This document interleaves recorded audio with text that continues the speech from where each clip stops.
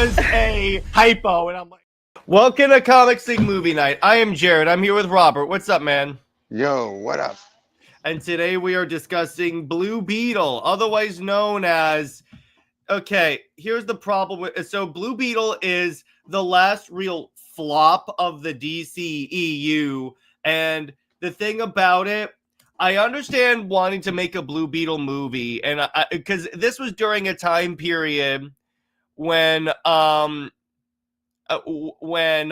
WB was just throwing anything at the wall and seeing what sticks, and eventually this is where it caught up to it, because it's like the number one like point that I heard repeatedly with this movie is everyone's like, oh, did you know they made a Blue Beetle movie? And then everyone's like, who?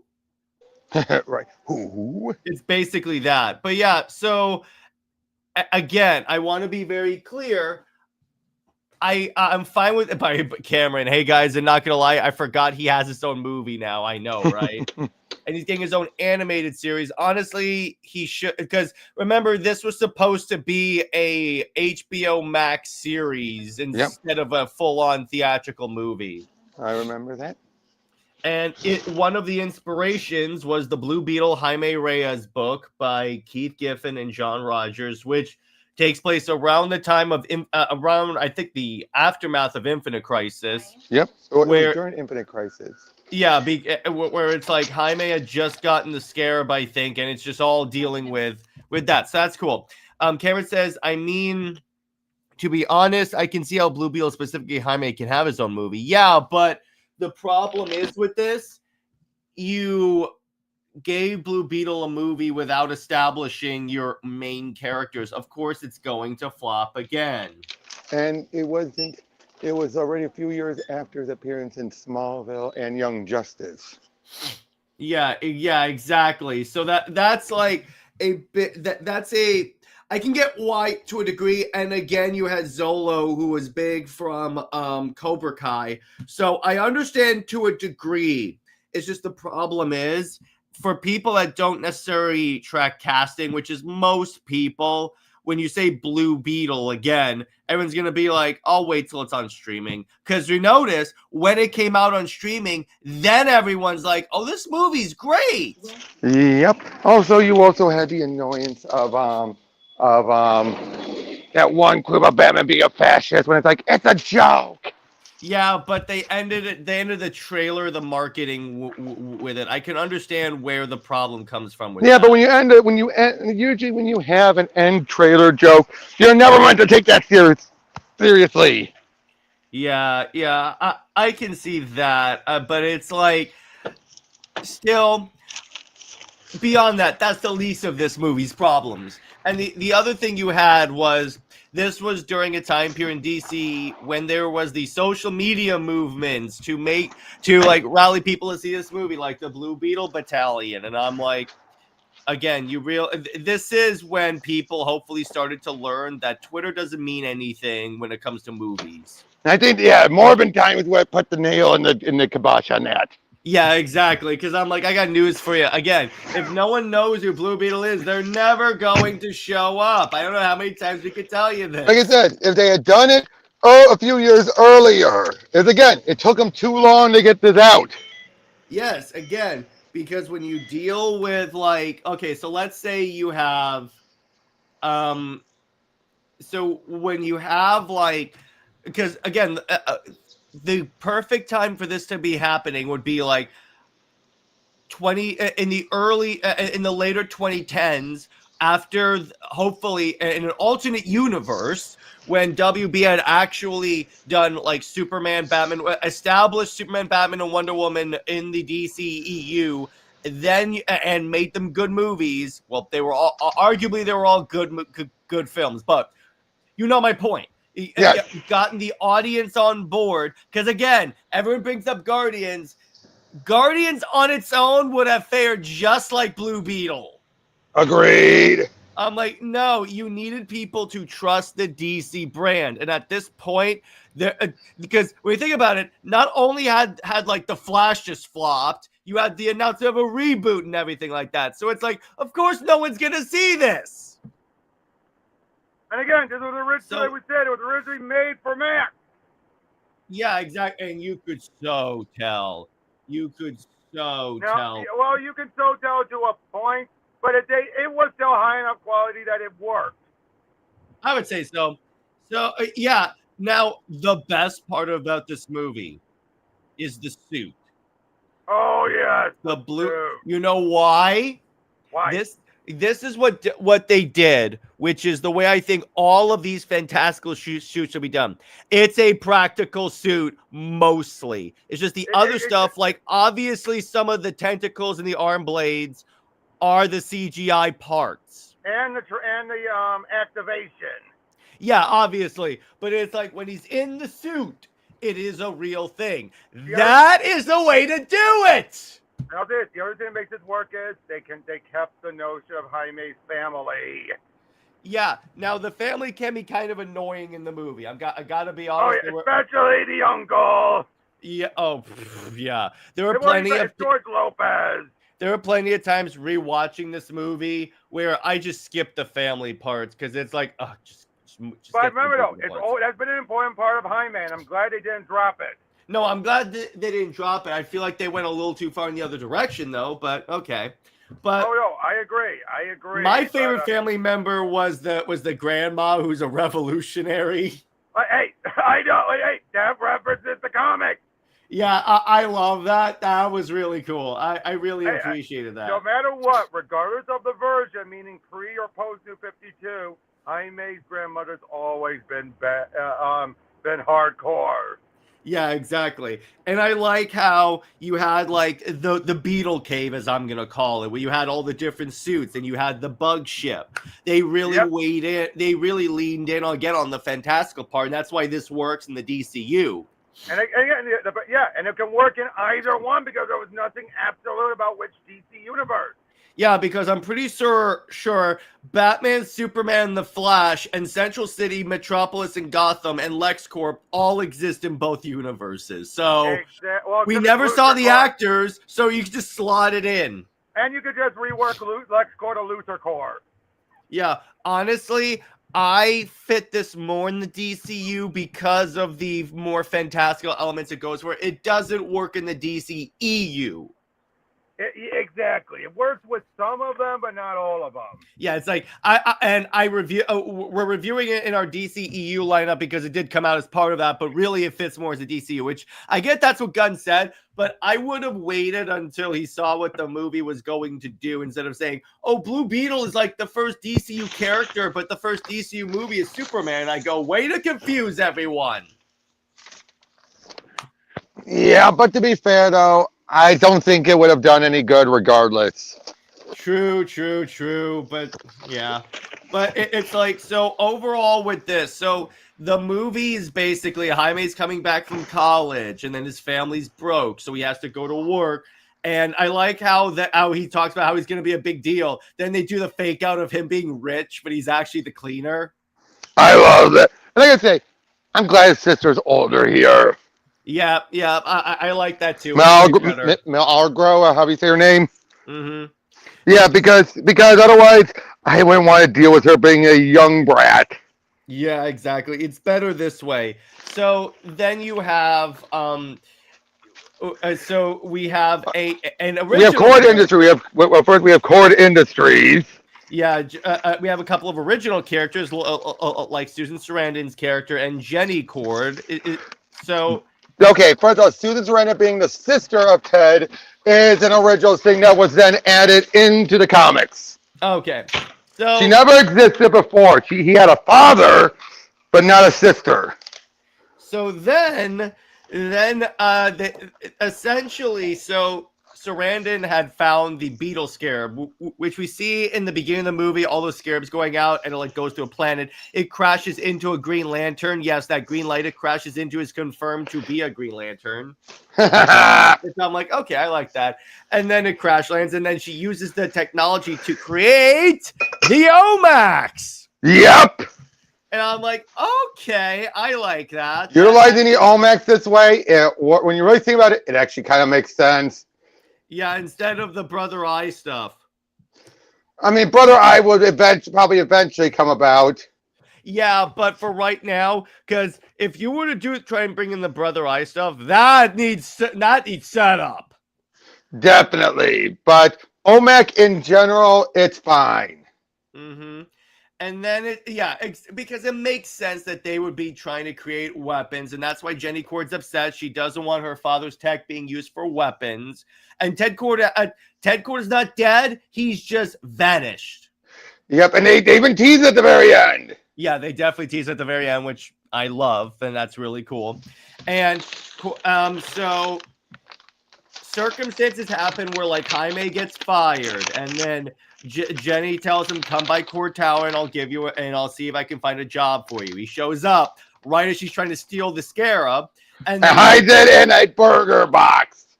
Yeah, not big belly burger. I was about to say that DC reference, and yep. So right down to the Roger Stern mascot.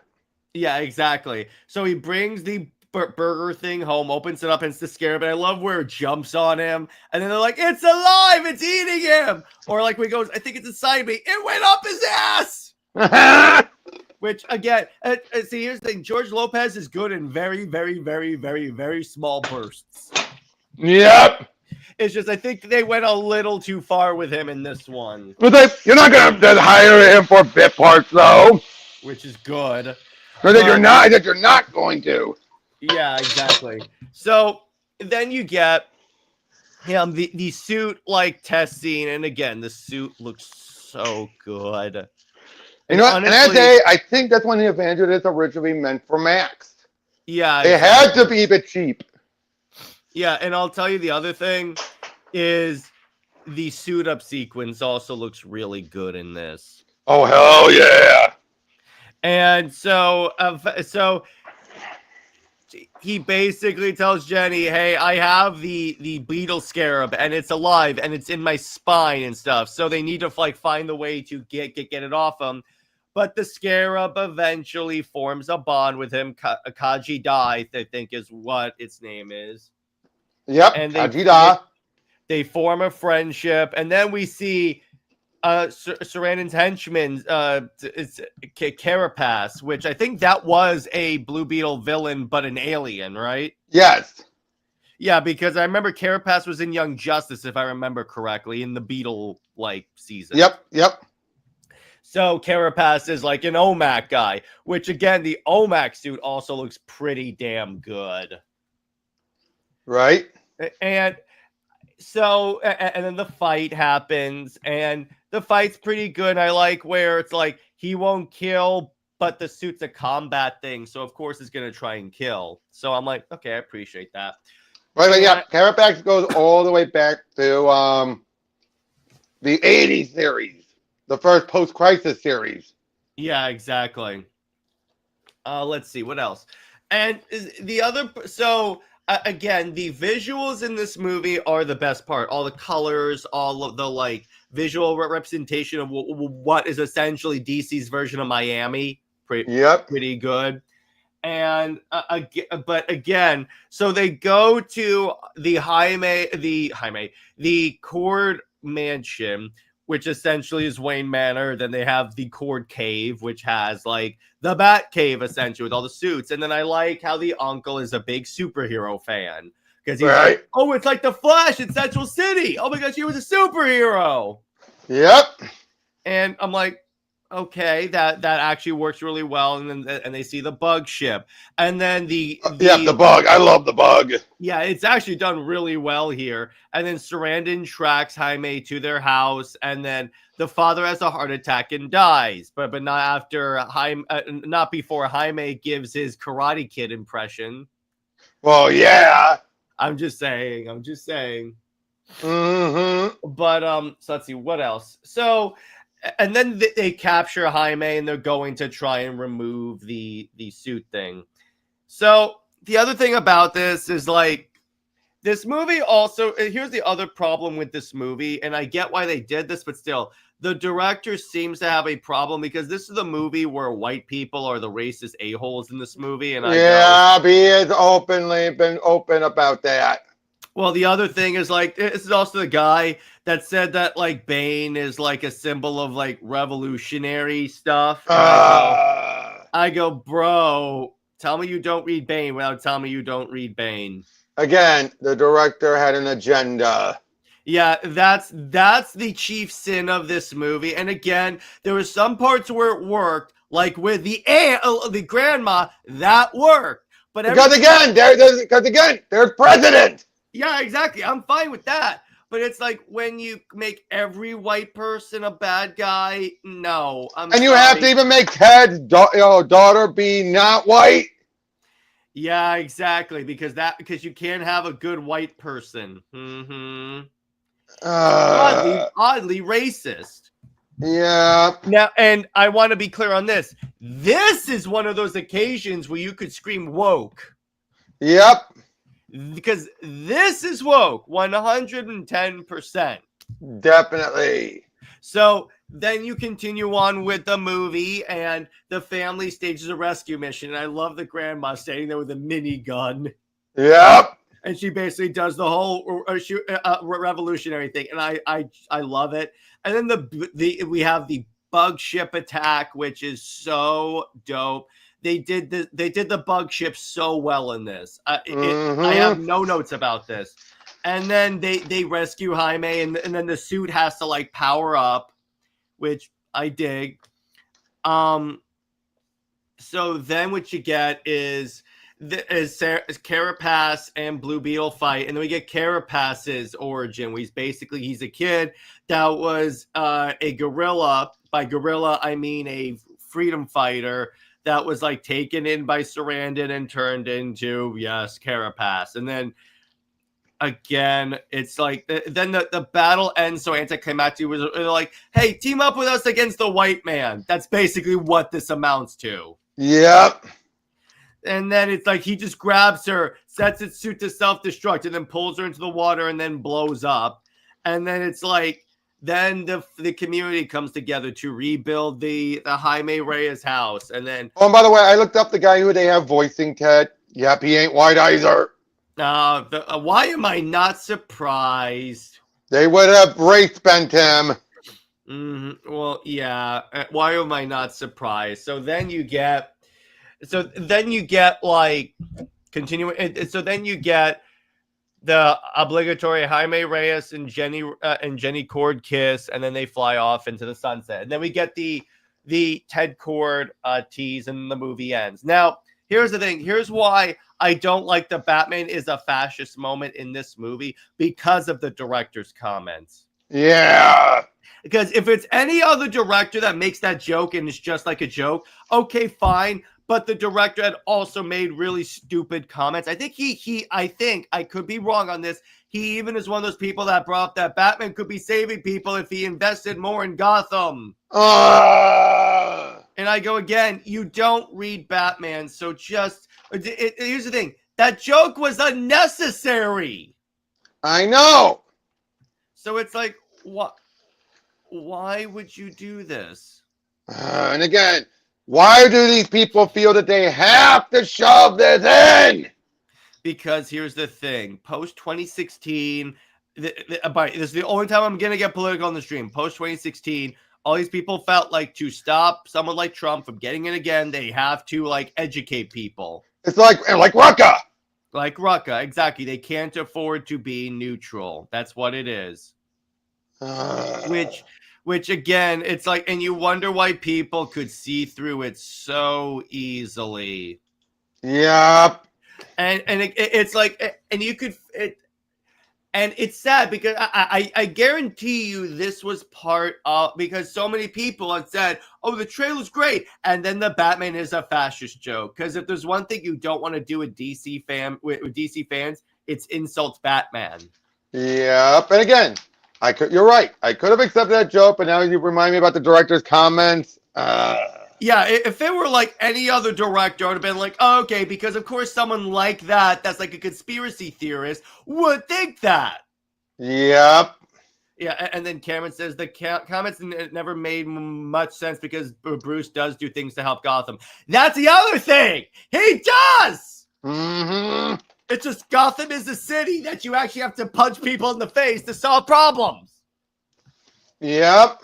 But it's like, and then they try and make Bane out to be a revolutionary hero again. That's the other problem with that, and I'm like, but he did according to the director and the main actor. The director loves Batman. Yeah, exactly. So I'm like, what are you doing? But it's like, regardless, the thing about this movie is, let me put it this way: outside, ignoring all that other BS, the movie is actually very enjoyable. It's not one of those cases where it flopped because it was a bad movie. Nemo says Batman is great. Didn't Batgirl accuse him of not doing enough, and he responds with by what he does is Bruce Wayne outside of Batman. Yeah, exactly. He does a lot of stuff. By the way, Nemo, nice sonar profile picture. Well done, my good sir. Oh, apparently, get this. He considers Superman a wealthy hero.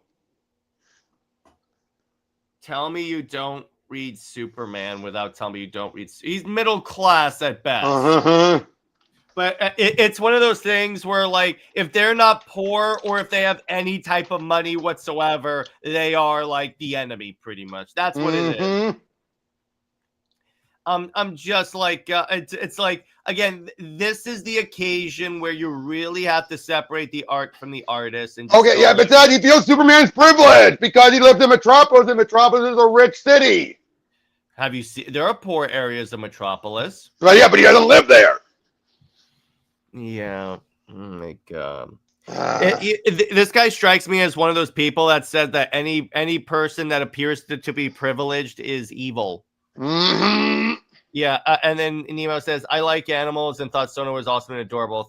Thoughts on to be Hero X, basically Chinese superheroes. I haven't checked that out, but I will.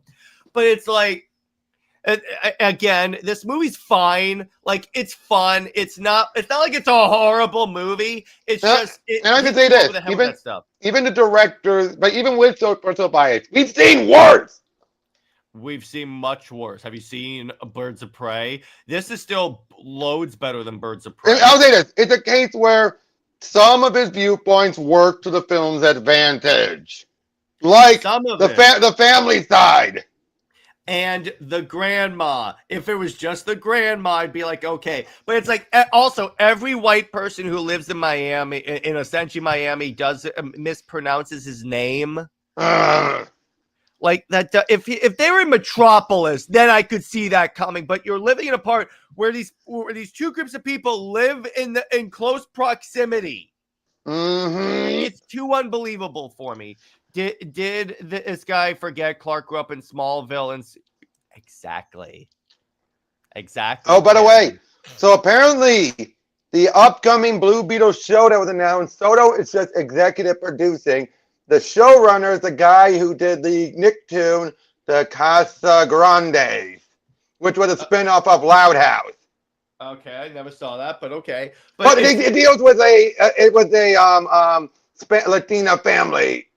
Okay, well that works. First off, and for Blue Beetle, and second off, nice to know he's just producing. He's not really like let me put it this way, he's not writing it. No, he's not the showrunner.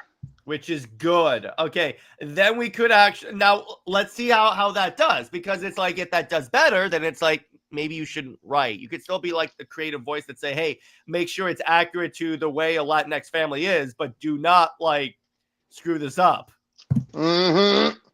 But it's like again, the part about this movie that I really love is like all of the suit stuff, all the actual Blue Beetle stuff is freaking awesome. Like solid. The CGI again, I have to praise this. The CGI on the suit looks good because it's not animating the entire suit. It's just like the tentacle, the stuff you can't do practically, the CGI is doing. That's the way CGI should be used. But it's like, no, and they're like, no, we have to overuse that. But yeah, exactly. Let's see. So, in terms of Blue Beetle, okay. I'm plugging in the box office numbers for it. So, Its gross was $130.8 million. Now, here's the thing. And then I'm trying to pull up was its budget. BUDGET. Okay, so its budget was 104, but it could be as high as 120, and not including marketing. Right. And then it made 130. Yeah. Now here's the thing. When this was the occasion when Gunn could justifiably be accused of favoritism, because again, obscure character, and it's like this character movie failed, but then Gunn is like, no, we'll fold him in. True, that's true. But I think the other thing also is, actually, there is no other justification. Yeah, that's see, there are occasions where you could accuse Gunn of doing favoritism. This is one of them, because I'm like, no, currently there is no business sense behind carrying this over.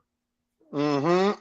Now, you could say because it was separate and everything like that, but I'm like, yeah, but here's the thing. Here's why factoring this as a DCU project is a bad idea, because the first DCU associated project is a box office flop. True. Now, it didn't affect Superman, so it's like, okay, fine, but it's like that was my thinking before Superman came out, because I was like, you just associated this your universe to start with a flop. Mm-hmm. But again, it's like then Superman came out, and yeah, Superman did good. It didn't do great, but it did okay. It did well enough. Let me put it to you that way. And there are some numbers that say it made more money. And then Cameron says, I also feel like they made this movie to capitalize off of Spider-Man's popularity, because Jaime's basically his counter. Yeah, I'll give you that. That's probably the other reason why. But again, it should have been a Max product instead of a movie. Mm-hmm. And then Jargon says, hey, I like Blue Beetle. No, that's fine. I like the movie itself. I'm just bringing up why, from a business perspective, it doesn't make sense carrying it over. And then it doesn't make sense, like, trying to, like, really justify it. So anyway, I have this great article. Here are 5 reasons why it flopped. Number 1, Blue Beetle isn't a marquee character like Batman and Superman. Bingo. That's the first reason. The second reason, the DCEU was floundering. Now, I know you can say all you want, this isn't the DCEU, but when it's coming out amongst the DCEU and you're in a shared universe, the audience is going to associate. The general audience doesn't track multiverse stuff. Mm-hmm. And then the DC Universe reboot was looming. Again, that's the other point. The SAG-AFTRA strike didn't help. That is true, though. There was a SAG strike, and the actors couldn't promote the movie. And I think they had to get special permission to promote the movie. Yeah. And then it's like it was the beginning of the end for the superhero movie boom. Again, you could argue that we're returning to a superhero movie boom because funny how people say that just when there's a new boom with the very next movie. That is true. And then you have like Deadpool and Wolverine, which apparently Deadpool and Wolverine actually lost money. What? Yeah, articles came out that said that Deadpool and Wolverine actually lost money because the budget was so big. Oh, crap. Let me check. I'm going to double check that. Deadpool and Wolverine box office numbers. And because there was an article that came out that said it was like significantly more. Oh, here we go. The total budget was like $533 million. Oh God! It would have made $1 billion to do that. Yeah, which I think it. Let me check. What did it make? It made 1.33 billion, but that's not double the box office. Nope. Yeah, so I'm like, oh God, yeah, it's yeah. And how much do you want to bet most of that was getting Hugh Jackman to come back? Yep, they had to bring dump trucks of money. Yeah, and yeah, here's the way you could have done Blue Beetle if you want to do a Blue Beetle movie. Have a Titans movie come out, put Beetle on the Titans, and then spin him off if the Titans movie did well. Because that's the other way that you can you can stealth introduce him, if you will. Right. And see, here's the other thing. People at the time were assuming that because he showed up in like Young Justice and such that he was good, that he had a big enough name for a movie. And I go again, the general audience doesn't watch Young Justice, and even that season had declining numbers. Yep. So it's like, what are you doing? And then Tevi says, unfortunately, I hate to say it, but I don't think a Titans movie would have worked in this time period. Why? Yeah, why? Yeah, it's like, why? Because it's like you could have made that work, particularly if you put like a Robin in there. So again, you have a Batman character, and then you have like you can even have Nightwing technically counts. You can make that work, but it's like my point is to have you introduce them in a team movie and then spin them off. That's the best way instead of just saying he gets a movie, and I'm like, why? Yep. Well, yeah, exactly. It's now again. Streaming is different. If you didn't, because this is what I think is going to happen with like the Netflix stuff if it goes through. Because again, they're still like back and forth on that. But if it goes through, I think more of these characters, the obscure characters, are going to be in streaming, while the theatrical movies are going to be for the A-listers. Tevye says, "Let me explain," because the DCEU basically being the mess. True, that is a good point. But it's like if they did a Titans, I think that would have been a better, like, stood a better chance of like surviving. Let me put it to you that way. Right? Yeah. So that's the point that like I really want to bring that in. Actually, I think he should have been introduced in a GL movie, then Titans, then his own spinoff. Green Lantern, you could probably do. I don't think so. Not that would have to be a later Green Lantern movie. And he's not really a Green Lantern associated character, so I'm not sure that would work. Right, they'd be enemies. Enemies, probably, yeah, exactly. But regardless, it's like, and again, this is why whenever like you see Gunn announcing all these other movies, and I'm like, Clayface is going to be the test if you can make a theatrical, like, because here's the thing. They're probably thinking Clayface is a Batman associated villain, but I'm like, bro, it's like the Joker is the most famous Batman. There's a reason why the Joker got his own movie. Yep. NJ asks, is Ted Kord the more popular Blue Beetle? That's debate. It depends on who you ask, NJ, because to a certain audience, like the JLI era, yes. But I would argue in terms of the most popular Blue Beetle, it is Jaime nowadays. Mm-hmm. Among comic book fans because of the other stuff that has come out like Young Justice and stuff. So I would give you that. And plus, the Blue Beetle Scarab technically did that crossover with Green Lantern Corps and Guy Gardner, but that's about it. Yeah, that's true. But it's again, Blue Beetle himself is not really a Batman character, a Green Lantern character, so it doesn't really work. Mm-hmm. But anyway, the other thing with this, it's like essentially, if this movie had come out earlier in the DCU, I think it would have survived. Or like this movie should have been an after Superman movie, because again, if you again, they didn't know what Gunn was going to do, but I'm saying in the ideal scenario, they could have put this after Superman, because then you have a little bit more of like a positive look toward DC. Jargon says, I feel like there had been like a Titans movie trilogy. One of the movies is focused on him as the main characters and the Reach and the Scarabs. Yeah, you could have definitely done that. And then you would have been in a healthier position. But again, hindsight's 2020. Well, yeah, exactly. But the lesson of this is that it's still a fun movie. And it is nice to see people that when they actually see it on streaming, they're like, oh, this is actually really fun. I like this movie. I can't wait to how much I would rate this. A strong 7. Yeah, I'll give you that. It's a 7 out of 10 contender, even with the director's comments, because it's like... It doesn't kill all of the movie. It just takes a large points off. Yeah, exactly. Without those comments, I could see it being an 8. Yeah, exactly. Don J says, I didn't realize how powerful Blue Beetle actually is. It's been said that if he had the true potential, he could go up against the Green Lanterns. I could say that. I could see that.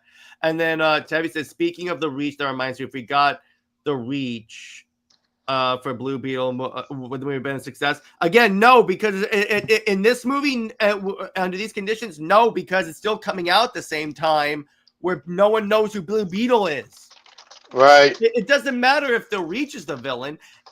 If you added Green Lantern to this, maybe. Still relatively unlikely. And then Blue Beetle and Spider-Man could have been fun. That needs to be a crossover at one point, Marvel and DC. Agree. But that's the point. And then Jargon says, it's just too bad the villains were so generic and how Susan Sarandon is wasted. That again, that is the other point there. The villains are generic, and it's like, okay, it's regular villain number 2. Plus, here's the thing.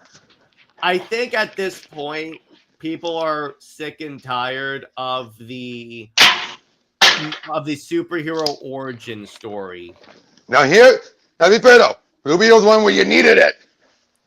Yeah. That's the thing. There are some characters where you do need it. There are some where you do. Yeah, and that's why it should have come out like maybe after Aquaman and Shazam, and then you could do that, because that was back when you could still get away with doing a superhero origin story like Aquaman or like Shazam and stuff, and it still would have done pretty well. Right. But it's like beyond that, it's like I get what they were going for with this, and I get that because here's where the DCEU was at under the Hamada regime. They were trying to get their next like big characters, so they didn't have to rely on Superman, Batman. They were throwing anything at the wall. Like, remember, at this point, when this movie was being made, we were under the impression that the Trinity was going to be Supergirl, Wonder Woman, and Batgirl. Mm-hmm. So that's the headspace that the old idiots behind Warner Brothers were in. Let's be clear on that. Yep. But so let's see. I mean, Superman and Batman don't need their own origins. Yeah. This is the character where you really need that. Wait, what about Heroes Rather Origins in TV? Does that count? That's a good point. You mean like Kara and Barry and stuff? Yeah, because the movie audience is not always the same as the TV show, which is why when people say, "Oh, just put Greg Gustin as the Flash in the movie," that wouldn't work. Also, that would confuse the audience. Mm-hmm. Notice how the same people that call for Grant Gustin, by the way, that's going to be a CLD rant about Grant Gustin, about people wanting Grant Gustin to be the Flash, because it's like, look, these are the same people that say that if you have two different Batman, it'll confuse the audience. And then they push for Battison. And they push for Pattinson, but I'm going, that will confuse the audience, because it's like, look, this is why I said, Robert, I said the audience would not necessarily be confused about the Snyderverse being a separate thing, because vastly different tone, number one, and number two, way different actors. Yeah, the only way it would be confusing is if they somehow put in Peacemaker. Well, yeah, and obviously they wouldn't at that point, because that'd be Zach's universe, and it's like we're obviously Zach is probably not going to use Peacemaker. Well, that's why I said that was been the only thing. Yeah, exactly. And then Wonder Woman needs one, though the definitive origin should be introduced to the audience.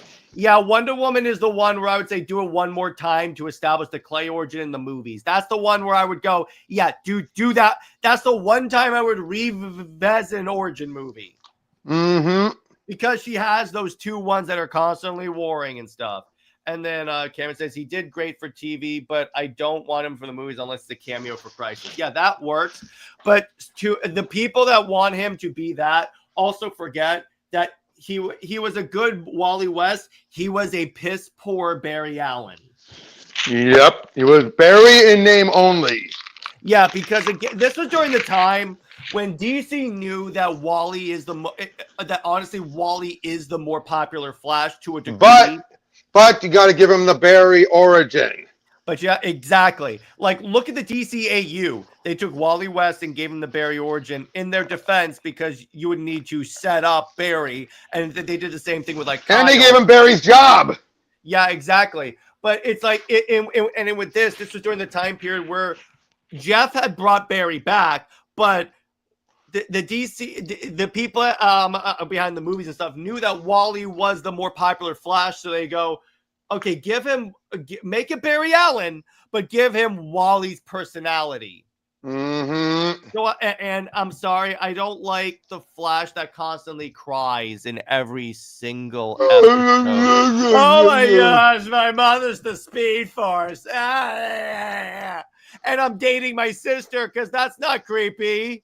Oh, Tevye says question. Speaking of Blue Beetle and the Scarab, didn't this movie kind of in the beginning of the movie with the credits, it had the other colored scarabs, which I like. It teases the other stuff, and they could still bring that back in the TV show. Yeah, exactly. They made him a lot like Wally. Now, the best part about that show was the Reverse Flash actor. I'm just gonna tell you, he was perfect. It was me. Flash. Yep. It was me, Barry. But yeah, but again, it's like I wish people would stop. It's mostly the nostalgic people that don't. These are the same people that tell Snyder fans to move on, but yet they still want Christopher Reeve to be CGI'd onto Superman. What? What? I've seen people say that, and B, they want Michael Keaton. These are the same people that wanted Michael Keaton to be the new Batman. For brief bits, but not permanently. Too old. No, it's like they thought he was going to be the permanent new Batman. Well, that was the idea at first.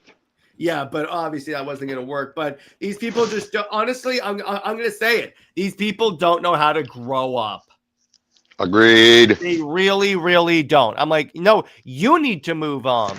And then not much is known about the Reach and their culture in DC. The movie could have explored it. Yeah, exactly. You could have, or like the sequel, or like the Blue Beetle TV show could. The Reach feels more like something you should set up, especially if you go with the original comic of the Reach, where they're master manipulators. That's something you'd want to have a dedicated full movie to, not connected to the origin. Honestly, I could see the Reach being if they made a third Blue Beetle movie, the villains in that, because you slowly tease that, and then the Reach invade.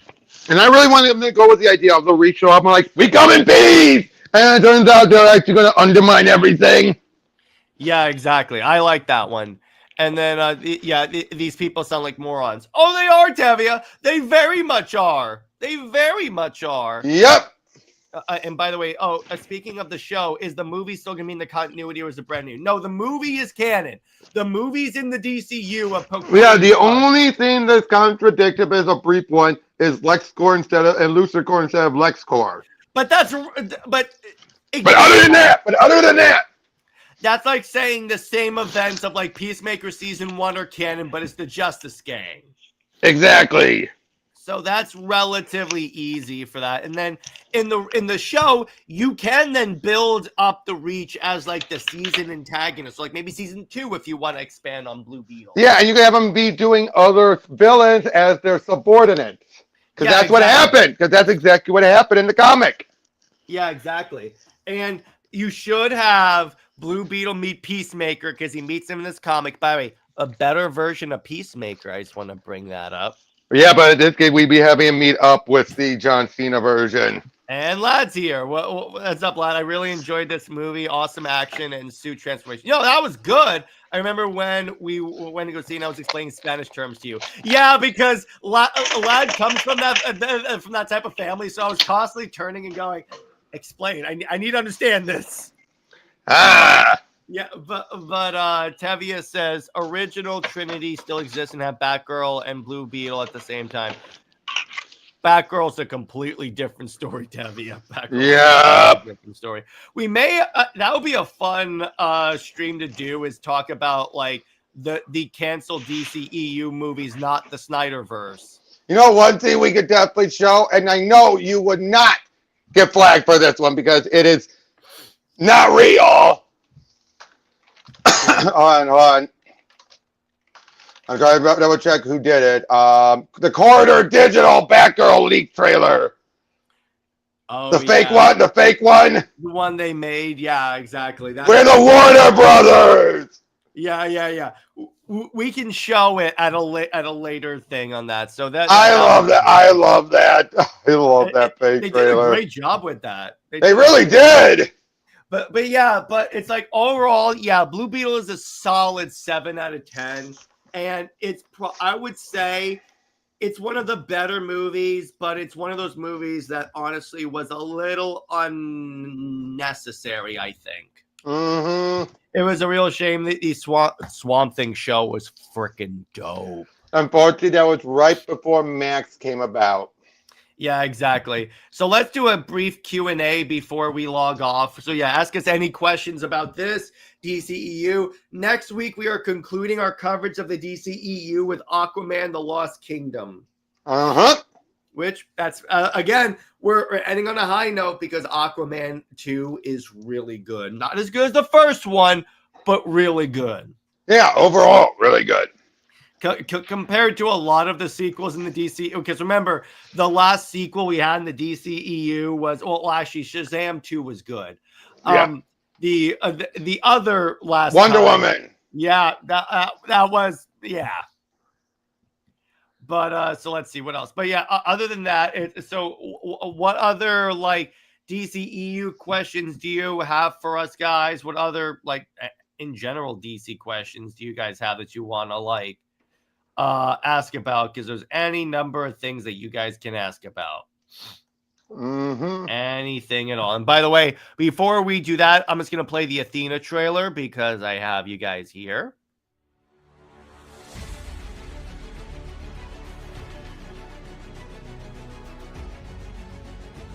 My home has been invaded, my people slaughtered, and I could not do anything to stop it. Not again. I will not lose another home, another family. I am Princess Lyra of the planet Sintragar, Athena, the goddess of thunder, and this is my story.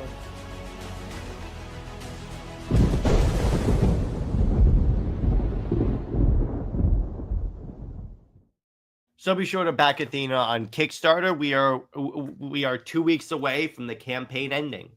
And then Cameron says, with that Netflix deal being talked about, could we get the Ayer cut, but it would go to their platform? Probably. Honestly, I can see them do that because that one you don't need a lot of money for. I think that one you could. That's very realistic, I would say. Again, the Snyder Cut, if the Snyder Cut never came out, would Netflix have done it? Probably not. Not to that, because that would have cost a bit more. Well, here's the thing on that. The Snyder Cut, here's the other reason why the Snyder Cut would not have happened. The Snyder Cut repaired Zack's reputation as a filmmaker, so he got the opportunities at Netflix. That's true. So you wouldn't have gotten that. But let's see. A new question. Now that Marvel's Cosmic Invasion had success, do you think DC will have their own one? Honestly, Robert and I were talking about that, and it's like, honestly, that would be a great idea for a DC game. Yep. And honestly, when James Gunn was talking about games tying into the DCEU, this is how you do it, because those games are cheap and relatively quick to make, but they have a lot of content, and you can you don't necessarily have to tie it in big, but you can just have like a fun side story with David Cornsweet's Superman. Mm-hmm. Could you see DC making a Blue Beetle game? They would have to it would have to be cheap. It would have to be cheap. I could see it being like a Cosmic Invasion side scroller, but I can't see it being like the big Spider-Man. In other words, no. Mm-hmm. Cannot. But do you think it would play like something like Iron Man? Like Iron Man, yeah. But in terms of it being made, honestly, not currently. Especially since it flopped. I mean, after all, remember the reason why the Flash game got canceled was because of what happened with the Flash. Yep. But anyway, so let's see what else. I mean, that was the mobile game, but yeah, the real one fell off. Yeah, exactly. Yep. But as for a Lego Wonder Woman game would be dope. Yeah, exactly. You could definitely do that. Let's see how the Batman game does, and then that'll expand to other characters receiving. Yeah, we need to wait for one for the other. And I'm positive Lego Batman's gonna do gangbusters. It's Batman and it's a Lego game, of course. Exactly. And it's a Lego Batman game that like everyone wants. So Oh yeah. There's any number of reasons that this would actually work really well. And then if you build up the particularly NJ, if the Wonder Woman movie does well, and this is what we wanted to say, NJ, wait in terms of Wonder Woman get receiving more stuff like an animated series and stuff, and receiving pitches, because again, you need pitches. Wait until the movie comes out and it really revitalizes people's interest in Wonder Woman. Because if that happened, remember what happened in 2017? That's when she got a sequel. So just wait until that happens. Yep. Hey, what's up, Punk? Good to see ya. But yeah, just wait until that happens, and then guess what? Then you will get that stuff. I guarantee you. And then Tevye says, speaking of DC games, if a Lego Superman game, what storylines or movies do you want? I could see them doing for Superman what they're doing for Batman. Yep. Going through all of the Superman films. Yep. But again, remember, it's an original story.